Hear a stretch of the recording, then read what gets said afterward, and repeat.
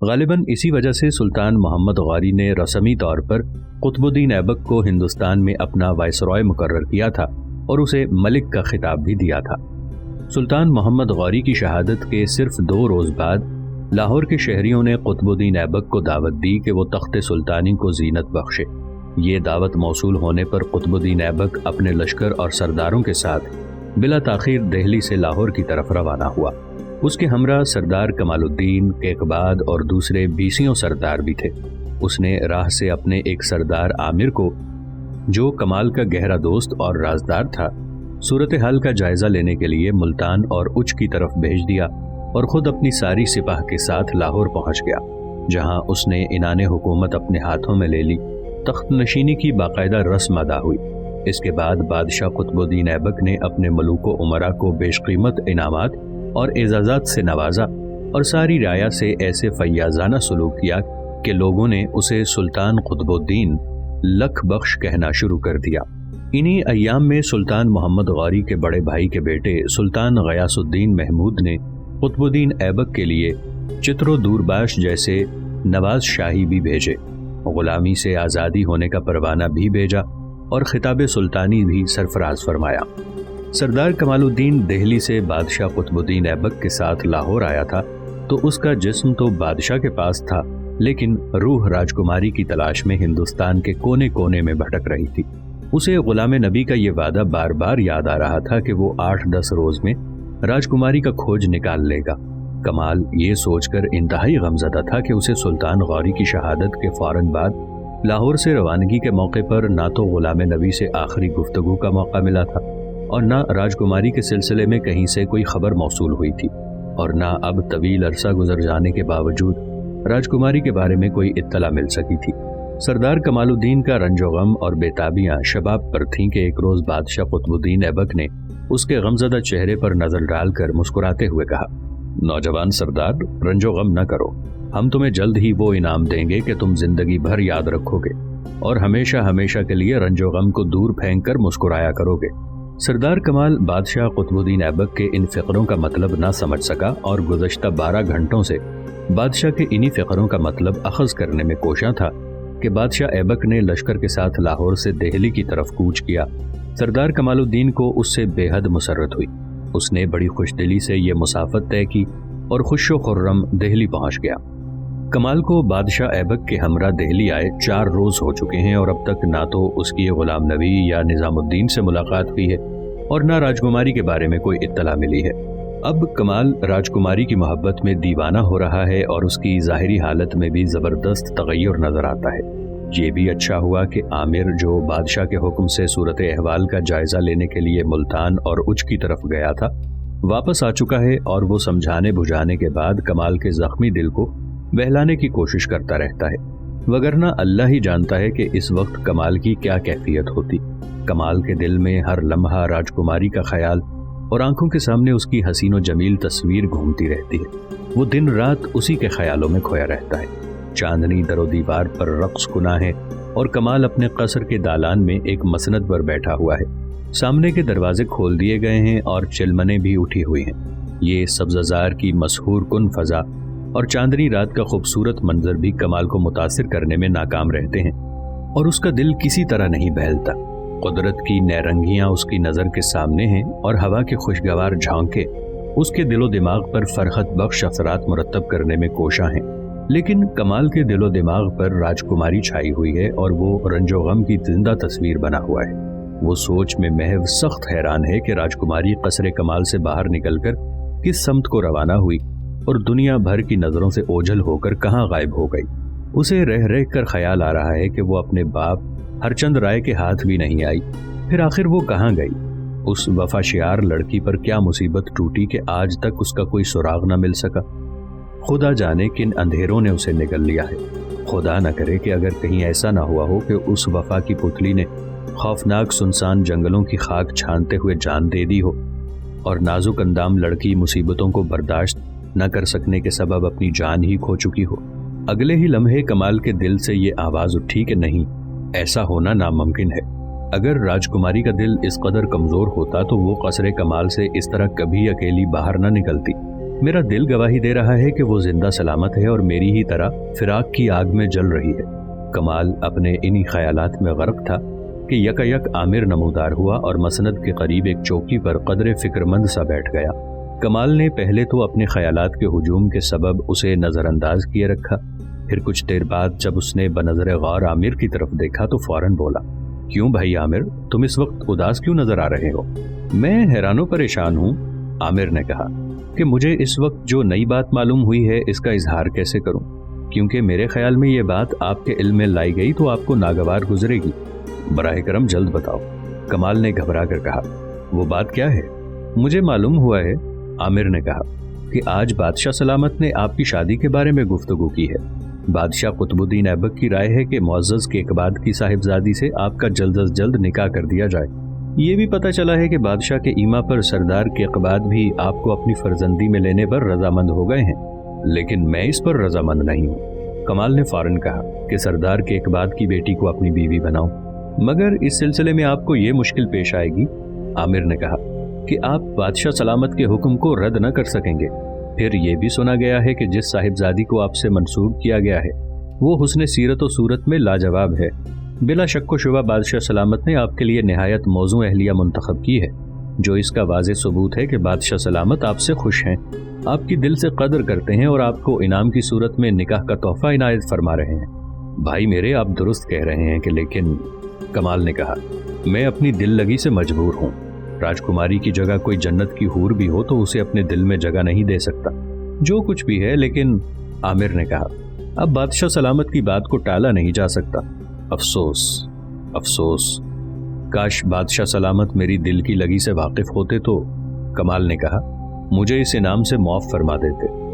بھائی میرے، شاید تمہیں پتہ نہ ہو کہ جس روز کوہستان جود میں ہندوؤں کو شکست ہوئی ہے، اس روز معزز سردار کیقباد نے بادشاہ سلامت سے میری مردانہ وار جنگی جد و جہاد، صلاحیت اور جاں فروشی کی بڑی تعریف کی تھی، جس پر اظہار مسرت فرماتے ہوئے بادشاہ سلامت نے اپنے دستے خاص کی تلوار مجھے عنایت فرمائی تھی، اور پھر ایک اور موقع پر بھی اشارتاً کنایتاً باتیں ہوئی تھیں، مگر اس وقت مجھے اس معاملے کی قطعاً کوئی خبر نہ تھی، ورنہ میں اسی وقت کوئی تدبیر نکال لیتا جس سے یہ معاملہ ٹالا جا سکتا۔ خیر، اب جو تقدیر کا لکھا ہے پورا ہوگا، جو مصیبت آئے گی برداشت کرنی پڑے گی۔ خیر، اب یہ بتاؤ کہ یہ شادی کہاں ہوگی؟ ساری بیگمات چونکہ دہلی میں موجود ہیں، اس لیے، عامر نے کہا، سنا گیا ہے کہ عقد کی مبارک رسم یہیں ادا ہوگی۔ ایک اور بات یاد آ گئی، کیا آپ واقف ہیں کہ آج بادشاہ سلامت نے سردار کیقباد کی سفارش پر ہرچند رائے اور اس کے ساتھی کافی ہندوؤں کو رہا کر دیا ہے، اور ساتھ 25 گھوڑے، درجنوں خیمے اور بہت سا دوسرا سامان سفر بھی ان کو عنایت فرمایا ہے؟ بہت خوب، میں سوچتا ہوں کہ، کمال نے کہا، کہیں یہ غضب نہ ہوا ہو کہ بادشاہ سلامت کو راجکماری کے واقعے کی اطلاع ہو چکی ہو، اور انہوں نے یہ خیال کیا ہو کہ وہ میرے پاس موجود ہے، اس لیے انہوں نے ہر چند رائے کو رعایتوں اور مراد کا مستحق سمجھا ہو۔ واللہ اعلم بالصواب، عامر نے کہا، میں اس سلسلے میں کوئی حتمی نتیجہ اخذ نہیں کر سکتا۔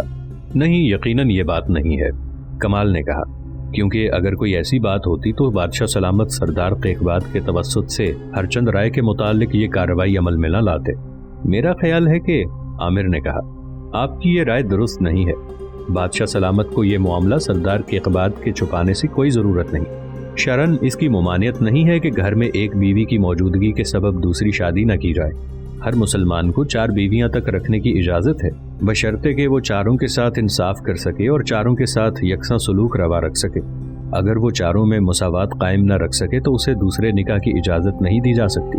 اس بات چیت کے بعد عامر تو کسی ضرورت کے تحت باہر چلا گیا، اور کمال پہلے کی طرح رنج و غم میں مبتلا دوبارہ اپنے خیالوں کی دنیا میں گم ہو گیا۔ اس وقت اس کے دل و دماغ میں 2 مخالف خیالوں کے سبب جنگ چھڑی ہوئی تھی۔ وہ نہ تو بادشاہ سلامت کے حکم کی خلاف ورزی کر سکتا تھا اور نہ راجکماری کی جگہ کسی دوسری عورت کو اپنے دل میں جگہ دے سکتا تھا۔ نہ جائے ماندن اور نہ پائے رفتن کے مصداق وہ نہ اس بات کو منظور کر سکتا تھا اور نہ اس بات پر عمل پیرا ہو سکتا تھا۔ وہ کافی رات گئے تک انہی خیالوں میں کھویا رہا، حتیٰ کہ نیند نے اسے اپنی آغوش میں لے لیا۔ اس نے الصبح بیدار ہو کر نماز فجر پڑھی اور ملاقاتی کمرے میں آ بیٹھا، جہاں یکے بعد دیگرے اس کے دوست احباب اور افسران فوج آتے رہے، اور سب کے سب سردار کیقباد کی بیٹی سے اس کی شادی خانہ آبادی کا تذکرہ کرتے اور اسے مبارکباد دیتے رہے۔ سب کی زبانی یہی ایک بات سن سن کر اسے یقین ہو گیا کہ اب اس کی سردار کیقباد کی بیٹی سے شادی ٹل نہ سکے گی، ہر حال میں ہو کر رہے گی۔ اس لیے مجبوراً اس سلسلے میں جو ضروری کام تھے اس نے انہیں سر انجام دینے کی کوشش شروع کر دی۔ کمال نے اسی روز قصر کمال کے ایک کمرے کو عروسی کمرے کی حیثیت سے سجانے سنوارنے کا حکم دیا۔ جب اسی انتظام و اہتمام میں کئی روز گزر گئے تو آخر کار ایک روز یہ معلوم ہوا کہ آج شب کو عقد کی رسم ادا ہوگی۔ اس خبر سے کمال فکر مند ہو گیا اور عامر سے مخاطب ہو کر بولا، اگر یہ رسم عقد چند روز کے لیے ٹل جاتی تو بہت اچھا ہوتا، کیونکہ غلام نبی اپنے وعدے کے مطابق آئے گا اور راجکماری کی نشاندہی کرے گا۔ اگر راجکماری کی اطلاع مل جائے یا وہ خود آ جائے تو میں ایک لحاظ سے مطمئن ہو جاتا۔ میں بتا تو چکا ہوں، عامر نے کہا، کہ تمہاری شادی کا یہ تمام معاملہ بادشاہ قطب الدین ایبک کی طرف سے طے ہوا ہے، اس لیے اس میں رد و بدل نہیں ہو سکتا۔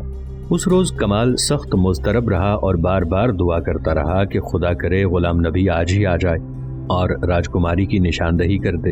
اس روز اس کی بے قراری کا یہ عالم تھا کہ اس نے چند رازدانوں کو غلام نبی کی تلاش میں بھی بھیج دیا۔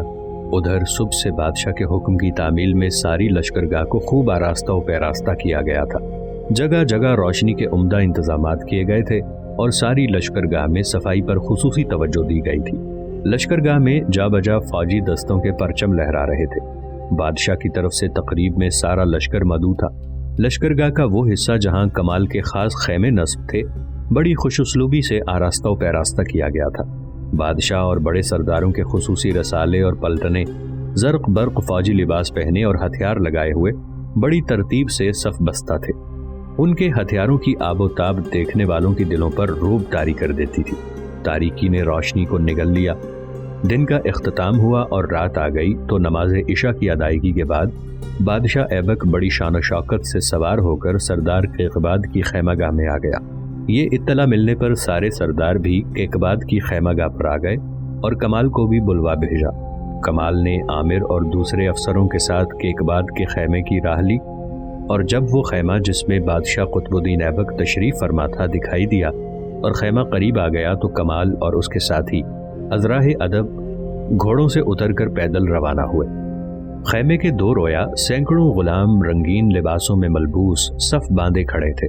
کمال کو دیکھ کر چند غلام آگے آئے اور ایک نے دائیں طرف اشارہ کر کے کہا، بادشاہ سلامت کا حکم ہے کہ پہلے آپ اکیلے اس دروازے سے اندر تشریف لے جائیں، بعد میں آپ کے ساتھیوں کو طلب کیا جائے گا۔ یہ حکم ملنے پر کمال اس طرف بڑھا اور اس کے ساتھی اسی جگہ کھڑے ہو گئے۔ کچھ دور آگے بڑھ کر جب کمال ان قناتوں کے قریب پہنچا جو خیمے سے یہاں تک دو رویا لگی ہوئی تھی تو اس نے محسوس کیا کہ کوئی شخص تیز تیز چلتا ہوا اس کی طرف آ رہا ہے۔ یہ محسوس کرتے ہی کمال ٹھہر گیا۔ اس دوران وہ شخص قریب آ گیا تو پتہ چلا کہ غلام نبی ہے۔ کمال نے کہا، کہو غلام نبی کیا خبر لائے؟ غلام نبی نے ہولے سے کہا، آپ کو مبارک ہو، راجکماری بھی آ گئی ہیں، بس اس وقت آپ سے زیادہ عرض کرنے کا موقع نہیں ہے، آپ یہاں سے لوٹیں گے تو مفصل حالات عرض کروں گا۔ یہ کہہ کر غلام نبی تو فوراً لوٹ گیا، لیکن کمال اس قدر بے خود ہو گیا کہ اسے یہ بھی یاد نہ رہا کہ وہ کون ہے اور کہاں جا رہا ہے۔ وہ بار بار غلام نبی کی طرف مڑ مڑ کر دیکھ رہا تھا اور اسے بلانا چاہتا تھا، مگر ایک غلام نے قریب آ کر کہا، آپ ذرا قدم اٹھا کر چلیں، بادشاہ سلامت کافی دیر سے یہاں تشریف فرما ہے۔ یہ سن کر کمال کی بے خودی دور ہوئی اور وہ آگے بڑھا۔ وہ سر جھکائے ہوئے ہولے ہولے آگے بڑھ رہا تھا اور اس کے پیچھے غلام آ رہے تھے۔ جب اس بڑے خیمے کا دروازہ آ گیا اور کمال اس کے قریب پہنچ گیا تو یک لخت ایک نو عمر غلام نے جو قنات سے لگا کھڑا تھا کمال کا دامن پکڑ لیا اور بولا، اس طرف تشریف لائیں۔ کمال نے دیکھا تو قنات سے ملحق ایک خیمہ نظر آیا۔ یہ روشنی سے جگمگا رہا تھا اور اس میں عود و عنبر کی خوشبو ہر طرف پھیل رہی تھی۔ کمال اس خیمے کے بارے میں کوئی خیال کیے بغیر فوراً اس غلام کے اشارے کے مطابق خیمے میں داخل ہوا۔ خیمے میں قدم رکھتے ہی اس پر حیرتوں کے پہاڑ ٹوٹ پڑے، کیونکہ خیمے میں اس کی محبوبہ راجکماری رتن بائی اسے دیکھتے ہی رنگین مسند سے اٹھ کر دل نشین انداز سے بولی کہ واللہ آپ تو غضب کے تغافل شعار ہیں۔ راجکماری جو ایک حسین و جمیل دوشیزہ تھی، میرٹھ میں باوجود انتہائی سادہ وضع میں رہنے کے بڑی ہی خوبصورت لڑکی نظر آتی تھی، لیکن اس وقت تو اس کے حسن و جمال کا عالم ہی دوسرا تھا۔ وہ اس وقت پہلے کی بنسبت کہیں زیادہ حسین و جمیل نظر آ رہی تھی۔ اس کی عروسانہ آرائش و زیبائش عجمی انداز سے کی گئی تھی۔ اس کے سر پر ایک بیش قیمت خوشنما ہلکا مرصع تاج تھا۔ وہ گلابی حریر زرتار کی قمیض پہنے تھی جس میں زمرد کے بٹن آویزاں تھے۔ جڑاؤ توق اور آبدار موتیوں کے ہار اس کے سینے کی زینت تھے۔ وہ ہلکے دھانی رنگ کا دوپٹہ اوڑھے تھی جس کا ایک سرا تو اس کے دونوں شانوں پر پڑا ہوا تھا اور باقی دور تک مسند پر پھیلا ہوا تھا۔ دوپٹے کے چاروں کناروں پر بڑے بڑے ترنج بنے ہوئے تھے جن میں الماس، یاقوت، زمرد وغیرہ کے نگینوں سے دیدہ زیب پھول پتیاں بنائی ہوئی تھیں۔ خیمے میں آویزاں رنگا رنگ فانوسوں میں کافوری شمیں روشن تھیں۔ خیمے کی سجاوٹ آنکھوں کو چکا چوند کر رہی تھی اور خیمے کا ماحول سحر آگی تھا۔ 10-12 کمسن خوبصورت ترادار لونڈیاں صف باندھے کھڑی تھیں اور راجکماری کے ساتھ ہی سب کی سب کمال پر نظریں جمائے ہوئے تھیں۔ کمال خیمے کے مسحور کن ماحول سے حیرت زدہ راجکماری کی منموہنی صورت کو دیکھ رہا تھا اور اس کے دل و دماغ میں ہلچل برپا تھی، لیکن اس نے اپنے دل و دماغ کو سنبھال کر آرزو بھری نظروں سے راجکماری کو تکتے ہوئے کہا، کہیں میں کوئی خواب تو نہیں دیکھ رہا؟ یہ فقرہ سن کر ابھی راجکماری کے ہونٹوں پر مسکراہٹ آئی ہی تھی کہ وہی نو عمر غلام جس کے اشارے سے کمال اس خیمے میں آیا تھا لپک کر آیا اور بولا، جلد تشریف لائیں، بادشاہ سلامت آپ کو یاد فرما رہے ہیں۔ یہ سن کر کمال گھبراہٹ کے عالم میں خیمے سے باہر آیا تو راجکماری قدرے حیران سی ہوئی۔ کمال تیز تیز چلتا ہوا خیمے پر پہنچا اور اجازت ملنے پر بادشاہ کی خدمت میں حاضر ہوا تو بادشاہ نے مسکرا کر کمال کی طرف دیکھا اور خاموش رہا، زبان سے کچھ نہ کہا۔ جلد ہی بادشاہ سے اجازت لینے کے بعد قاضی نے نکاح پڑھا اور دینی طور طریقوں کے تحت عقد ہوا۔ اس کے بعد بادشاہ کے حکم سے کمال کو خلعت فاخرہ عطا ہوا کہ اقباد اور بڑے بڑے عمراء نے بادشاہ پر بیش قیمت جواہرات اور موتیوں کی بھری ہوئی کشتیاں نثار کیں۔ پھر محفل آراستہ ہوئی، خوشنوا مغنیوں نے اپنے اپنے کمالات دکھائے، آواز کے جادو نے دلوں کو متاثر کیا۔ کافی دیر تک محفل گرم رہی۔ رات نصف کے قریب گزر چکی تھی جب بادشاہ نے کمال اور اس کے ہمراہیوں کو رخصت ہونے کی اجازت بخشی۔ کمال مؤدبانہ سلام کر کے رخصت ہوا اور اس نے چاہا کہ اسی دروازے سے باہر نکلے جس سے وہ اس خیمے میں داخل ہوا تھا، لیکن اب وہ دروازہ بند ہو چکا تھا، اس لیے کمال دوسرے دروازے سے باہر نکلا اور ابھی وہ چند ہی قدم آگے بڑھا تھا کہ خیمے کے اندر سے ایک غلام نے نکل کر کمال سے کہا، بادشاہ سلامت نے ارشاد فرمایا ہے کہ اس وقت آپ لشکرگاہ سے اپنی رہائش کا قصر کمال میں تشریف لے جائیں۔ یہ کہتے ہی غلام خیمے میں لوٹ گیا اور کمال سوار ہو کر اپنے قصر کی طرف روانہ ہوا اور اس نے اپنے ایک ساتھی کو لشکرگاہ کی اپنی خیمہ گاہ کی طرف بھیجا کہ غلام نبی کو بلا لائے۔ کمال کو پہلے تو غلام نبی کی اس اطلاع پر حیرت ہوئی تھی کہ راجکماری صاحبہ آ گئی ہیں، اور پھر دوسری بار وہ اس وقت سخت متعجب ہوا تھا جب اس نے ایک خیمے میں راجکماری کو دیکھا تھا۔ اس وقت بھی وہ چپ چاپ حیران و پریشان سا اپنے قصر کی طرف بڑھ رہا تھا۔ نصف رات گزر چکی تھی اور ہوا میں بتدریج خنکی کا اضافہ ہو رہا تھا۔ عامر نے اپنا گھوڑا کمال کے قریب لا کر کہا، اس وقت خنکی میں ناگوار اضافہ ہو رہا ہے، مناسب یہی ہے کہ ہم ذرا باغ اٹھائے ہوئے چلیں۔ یہ سن کر کمال نے اپنے گھوڑے کی رفتار تیز کر دی مگر زبان سے کچھ نہ کہا اور خاموشی سادھے رکھی، حتیٰ کہ قصر کمال آ گیا۔ وہ چونکہ غلام نبی کا شدید انتظار کر رہا تھا اس لیے دیوان عام میں جا بیٹھا تاکہ غلام نبی آ جائے تو اس سے کچھ پوچھے۔ چند ہی منٹ بعد غلام نبی آ گیا۔ کمال نے اٹھ کر اسے گلے لگاتے ہوئے کہا، دوست تمہارا یہ انکشاف تو پہلے انکشافات سے بھی زیادہ پیچیدہ اور حیران کن ہے۔ خیر اب یہ بتاؤ کہ اس وقت راجکماری کہاں ہے؟ غلام نبی نے ہنستے ہوئے اس کے جواب میں کہا، اب آپ جب اپنے قصر کی حرم سرا میں تشریف لے جائیں گے تو راجکماری سے ملیں گے اور میرے تجسس کی داد دیں گے۔ کمال کی بے قراری کا یہ عالم تھا کہ یہ سنتے ہی بےتاب ہو کر اٹھا اور حرم سرا میں داخل ہو گیا۔ اس نے دیکھا کہ سامنے کے برآمدے میں راجکماری ایک تخت پر بیٹھی سکینہ سے گفتگو میں محو تھی۔ راجکماری کی جو ہی کمال پر نظر پڑی وہ فوراً کھڑی ہو کر مسکراتے ہوئے بولی، آئیے آئیے، اب میری قسمت اور آپ دونوں جاگ رہے ہیں، یہ کوئی خواب نہیں حقیقت ہے۔ کمال یہ مسحور کن آواز سنتے ہی دوبارہ بے خود ہو گیا۔ اس کا دوران خون یکلخت تیز ہو گیا، محبت کے جوش اور خوشی سے اس کی آنکھوں میں آنسو آ گئے اور وہ بے ساختہ پکار اٹھا، عزیز از جان راجکماری، میں اور تم دونوں پتہ نہیں کس جادو نگری میں آپ پھنسے ہیں۔ یہ سن کر راجکماری مسکرائی تو کمال نے آگے بڑھ کر اس کا ہاتھ اپنے ہاتھوں میں لے لیا اور اسے اپنے پہلو میں بٹھا لیا۔ اس کے بعد کچھ سوچ کر کمال نے پھر اس واقعے کے بارے میں کسی حیرت کا اظہار نہ کیا اور متاثر کن لہجے میں راجکماری سے کہا، تمہیں میری وجہ سے جو تکلیفیں برداشت کرنی پڑی ہیں اور جو دکھ سہنے پڑے ہیں اس پر میں سخت شرمندہ ہوں۔ میرٹھ سے روانگی کے بعد بلا شک و شبہ تمہیں سخت زحمت کا سامنا کرنا پڑا ہے، کیا تم اس کا حال بیان کرو گی؟ اس پر راجکماری نے میرٹھ سے روانگی کے بعد اس مندر میں قیام اور پروہتوں کی سازش کا حال بیان کر کے قصر کمال پر اپنے والد کے حملے کی تفصیل بیان کی۔ علاوہ ازیں راجکماری نے بزرگ ہارون ابن آشم کے یہاں اپنے قیام کی روداد کہہ سنائی اور یہ بتایا کہ بزرگ نے کس طرح تمہیں خط لکھا تھا اور تمہاری طرف سے کس طرح مجھے لینے کے لیے چند افسر اور سپاہی بزرگ کے پاس پہنچے تھے اور میں ان کے ساتھ یہاں آئی تھی۔ یہ ساری کہانی سن کر کمال کی حیرت کی انتہا نہ رہی۔ وہ سخت متعجب ہوا، لیکن اس نے اپنے چہرے سے اس کا اظہار نہ ہونے دیا اور مطمئن انداز میں پوچھا، تمہیں یہاں پہنچنے کے بعد کوئی تکلیف نہیں ہوئی تھی؟ راجکماری نے کہا، میں جب یہاں دہلی پہنچی تو مجھے سردار کیقباد کے محل میں اتارا گیا، جہاں ان کی بیوی اور بیٹی نے میری خاطر تواضع میں کوئی دقیقہ فرو گزاشت نہیں کیا اور آج تک روز اول کی طرح میری مہمانداری اور دلجوئی کرتی رہی ہیں۔ ہاں، یہ بات ضرور ہے کہ مجھے تمہاری جدائی کا ہمیشہ صدمہ رہا ہے اور میں ہمیشہ تمہارے حق میں دعا کرتی رہی ہوں کہ اللہ تعالیٰ تمہیں بخیر و عافیت واپس لائے۔ راجکماری قدر توقف کے بعد دوبارہ بولی کہ مجھے ہمیشہ یہ محسوس ہوتا رہا ہے کہ میں اپنے وطن بلکہ اپنے گھر ہی میں موجود ہوں، البتہ جب سے مجھے یہ معلوم ہوا تھا کہ تم یہاں آ چکے ہو اور مجھ سے ملنے نہیں آئے تو میری پریشانی کی انتہا نہ رہی تھی اور مجھے ہر سو اندھیرا ہی اندھیرا نظر آتا تھا۔ پھر آج یہ جان کر مجھے بڑی مسرت ہوئی کہ آپ تشریف لے آئے ہیں اور پھر شام کے وقت مجھے یہ بتایا گیا کہ حضور بادشاہ سلامت کے حکم سے آج ہی عقد بھی ہو رہا ہے۔ پھر آپ جب خیمے میں داخل ہوئے تھے تو میں نے یہ سمجھا تھا کہ عقد ہو گیا ہے، پھر آپ کو کسی ضرورت کے تحت ادھر بلا لیا گیا تو میں یہاں آ گئی۔ ابھی سردار کیقباد کی بیٹی جس سے میں بہت محبت کرتی ہوں مجھے یہاں پہنچا کر واپس اپنے محل لوٹی ہے، شاید آپ نے ان کی سواری راستے میں جاتی دیکھی ہوگی۔ یہ ساری داستان سن کر کمال بہت خوش ہوا اور یہ بات اس کی سمجھ میں آ گئی کہ یہ سب کچھ ایک سوچے سمجھے منصوبے کے تحت ہوا ہے۔